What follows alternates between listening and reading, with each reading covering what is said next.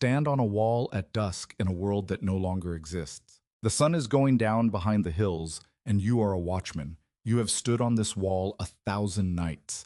You know every shape that moves in the fading light, the shepherd bringing in his flock, the traveler looking for a fire, the merchant too late for the gate.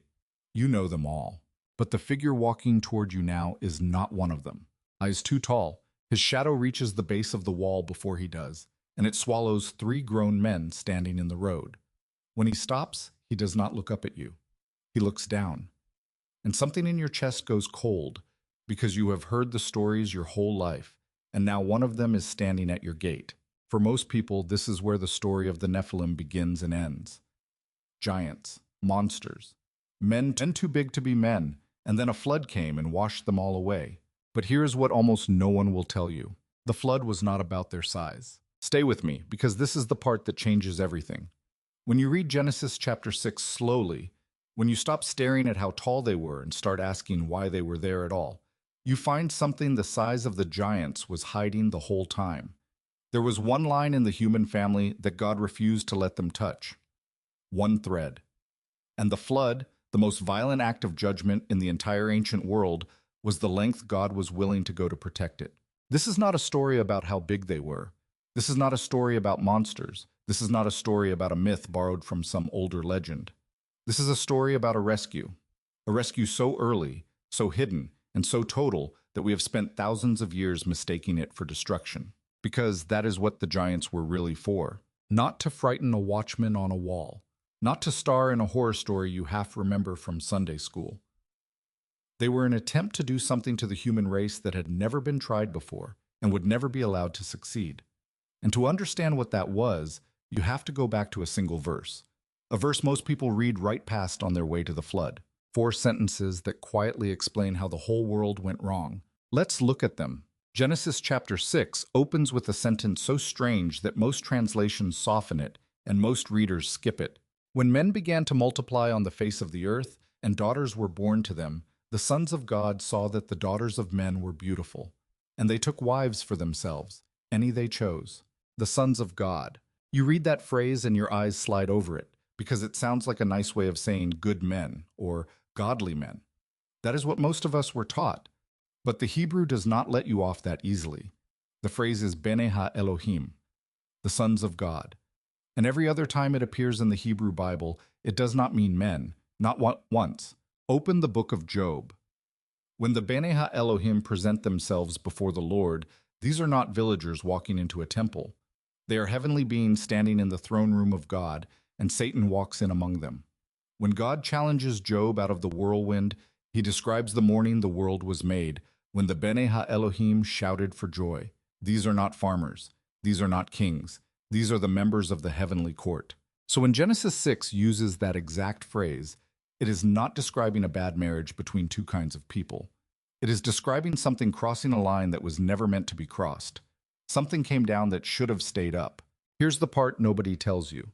This is not a fringe reading invented by people who like strange things. It is the oldest reading there is. The Jewish historian Josephus, writing in the 1st century, said plainly that angels of God took wives and fathered sons. Sons who were arrogant and violent, and who resembled the giants the Greeks told stories about. The Book of Enoch, a text so well known in Jesus' day that the letter of Jude quotes it directly, names these beings the Watchers and describes exactly what they did. For most of history, this was simply what Genesis 6 meant, and it produced something, that is verse 4, and it is one of the most quietly terrifying sentences in Scripture. The Nephilim were on the earth in those days, and also afterward, when the sons of God came in to the daughters of men, and they bore children to them. These were the mighty men who were of old, the men of renown. The Nephilim, we translate it giants, and they were. But the word itself does not mean tall. It comes from the Hebrew root naphal, which means to fall. The Nephilim are the fallen ones. Or, read another way, the ones who make others fall. Their name is not a measurement. Their name is a verdict. Before a single one of them lifts a hand, their name already tells you what they are, the offspring of a fall and the cause of one. And notice the phrase that gets buried at the end. Men of renown, men of a name. In a world where God had promised to make a name for the line he was watching over, Here was a rival lineage making a name for itself, mighty, celebrated, feared. A counterfeit greatness, growing where it was never supposed to grow. Now watch what happens next, because the text turns from what was born to what it did. The Lord saw that the wickedness of man was great in the earth, and that every intent of the thoughts of his heart was only evil continually. Every intent, only evil, continually. Read those 3 words slowly and let them land, because this is not a description of a rough generation or a violent city. This is total corruption, top to bottom, with no exception and no relief. And a few verses later, the text gives it a name. The earth was filled with Hamas, the Hebrew word for violence, cruelty, the strong crushing the weak simply because they can. The world was drowning in Hamas long before it ever drowned in water. So here is what the giants were hiding. The problem was never their height. You could take away every inch of their size and the horror of Genesis 6 would remain, because the horror was never the size. It was the corruption. Something had gotten into the human story that was turning it, generation by generation, into something God could no longer call good. Their bodies were the least of it. What they were doing to the world, and to one specific thread inside the world, was the real catastrophe. And that thread is where we have to go next. Before we go there, stop with me for just a moment, because we are standing at the center of this whole thing. Look at what we have so far. Something came down that should have stayed up. It produced a lineage whose very name means falling, and the world it grew in filled up with violence until God looked at all of it and grieved. 3 corruptions: the crossing, the offspring, the violence, and every one of them pointing at the same target, a target we have not named yet. If this is opening something up in the way you read Genesis, if you are starting to see that the flood was never the simple story you were handed, do me one small favor. Subscribe and leave 1 word in the comments, the word seed. You will understand why I asked by the time this video ends. That 1 word is the whole key, and I want to know how many of you saw it coming. Now, let's find the thread. To find the thread, you have to do something almost nobody does when they read Genesis 6. You have to read the boring part. Right before the giants show up, chapter 5 gives you a genealogy, a long list of names and ages that most people skim like the credits at the end of a film. Someone lived, someone had a son, someone died, again and again. It looks like filler. It is anything but. Because buried in that list is a single family walking through a corrupting world untouched. Start with a man named Enoch. The list says the same thing about everyone in it. He lived, he had sons, he died. Except when it reaches this one man, the pattern breaks. Enoch walked with God, and he was not, for God took him. He does not die. He is simply taken. In a chapter where every other line ends in a grave, one man walks so closely with God that God brings him home without letting death touch him at all. Hold on to Enoch. The New Testament will come back to him. He has a son, and he gives him a name that sounds like a warning, Methuselah. And here's the detail that will make the hair on your arms stand up. If you take the ages the text gives you and add them carefully, Methuselah, the longest living human being who ever walked the earth, 969 years, dies in the very year the flood comes. The oldest man in history was, it seems, a countdown. As long as he lived, judgment held. The moment he was gone, the waters came. Methuselah has a grandson, and that grandson's father, a man named Lamech, gives his boy a name soaked in longing. He calls him Noah, and he says, "This one shall bring us rest from our work and from the painful toil of our hands, because of the ground the Lord has cursed." Do you hear what that father is doing? He is standing in a world full of Hamas, full of falling ones and men of renown, and he looks at his newborn son and dares to hope that this child is the beginning of the end of the curse. He does not know how right he is. He does not know how wrong he is about the timing, but he has his eyes on the right thread. Enoch, Methuselah, Lamech, Noah. 4 generations walking a straight line through a world bending in every direction around them. And then the text says something about Noah that we translate too gently. Noah was a righteous man, blameless in his generations. Blameless. The Hebrew word is tamim. And tamim is not the ordinary word for a good person. It is the word used for a sacrificial animal, a lamb without spot, without defect, without blemish, physically whole and unbroken. It means unblemished. And when the text says Noah was tamim in his generations, Some of the oldest readers of Genesis understood it to mean something startling. Not only that Noah's heart was right, but that Noah's line was clean, uncorrupted. In a world where the bene elohim had come down and mingled their fallen offspring into the human family, here was one bloodline the fallen ones had never managed to reach. That is the thread, not Noah's courage, not even, at the deepest level, Noah's goodness, though he had both. The thing the flood was protecting was a line of descent, running from Enoch through Methuselah, through Lamech to Noah, that had stayed whole while everything around it fell. And if you are wondering whether this is all just clever reading of an old Hebrew word, listen to what the New Testament does with it.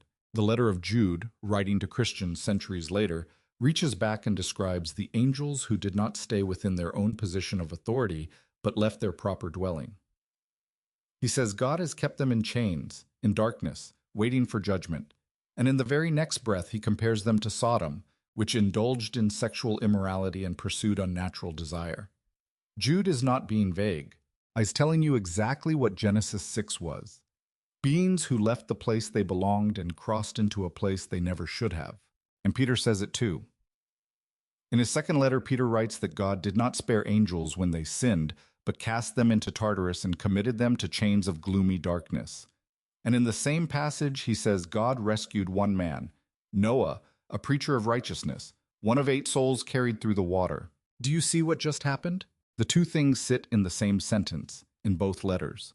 The fallen ones, chained in the dark, and the rescued line carried through the flood.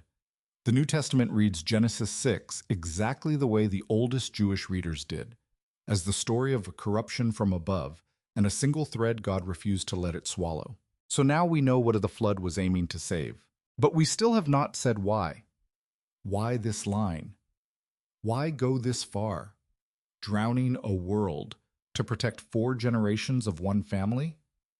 What was so precious about that thread that God would tear the whole house down to keep it whole? That is where the giants finally tell you what they were really for. To understand why one bloodline was worth a flood, you have to go back further than the giants, further than Noah, all the way back to a garden and a promise made in the worst moment of human history. When everything first went wrong, when the first man and the first woman listened to the serpent and the whole world cracked, God turned to the serpent and said something that has been called the first good news ever spoken. He said, I will put enmity between you and the woman, and between your offspring and her offspring. He shall bruise your head, and you shall bruise his heel. Her offspring, her seed, that is the thread. From the moment the world fell, God promised that one day a descendant of the woman would come, one specific person, born into the human line, who would crush the head of the serpent and undo everything the fall had broken. One seed, coming through one unbroken line of ordinary human beings, generation after generation, all the way down through history until he arrived. And now go back and look at Genesis 6 with that promise in your hand. Because if you wanted to stop that seed from ever coming, if you wanted to make the rescue impossible before it could begin, what would you do? You could not defeat God in the open, but you could try to poison the well. You could corrupt the human line itself, mingle it, break it, fill it with something that was no longer purely the offspring of the woman, until there was no clean thread left for the promised seed to travel through. Until the door he was supposed to come through no longer existed. That is what the giants were for. Not to frighten a watchman on a wall. The Nephilim were the tip of an attempt to do the one thing that would have unmade every promise God ever made, to corrupt the human race so completely that the seed of the woman could never be born from it. The falling ones were not just monsters. They were a wall thrown across the one road that led to redemption. And that is why the flood. This is not God losing his temper. This is not God overreacting to a violent generation. This is not God wiping the slate clean because he was disappointed. This is a rescue. The most drastic rescue in the ancient world. God reaching into a house so contaminated that it could not be cleaned room by room and doing the only thing left to do. Think of a parent who walks into a house that has been poisoned. Not dirty. Poisoned. Down in the walls, in the pipes, in the air itself. And in one room of that house is the one thing that has to survive.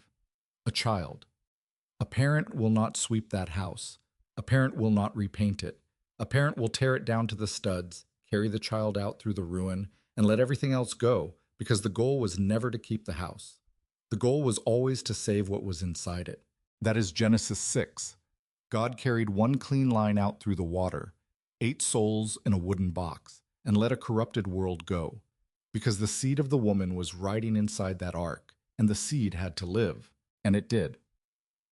Out of that ark walked the line that would run to Abraham, and to David, and finally, thousands of years later, to a young woman in a hill town nobody important had ever visited, who would carry the seed of the woman at last. Every promise God made in that garden survived Genesis 6 because one bloodline survived Genesis 6. That is the line they were never allowed to touch. But here's the last thing, and it is the detail that should keep you up at night.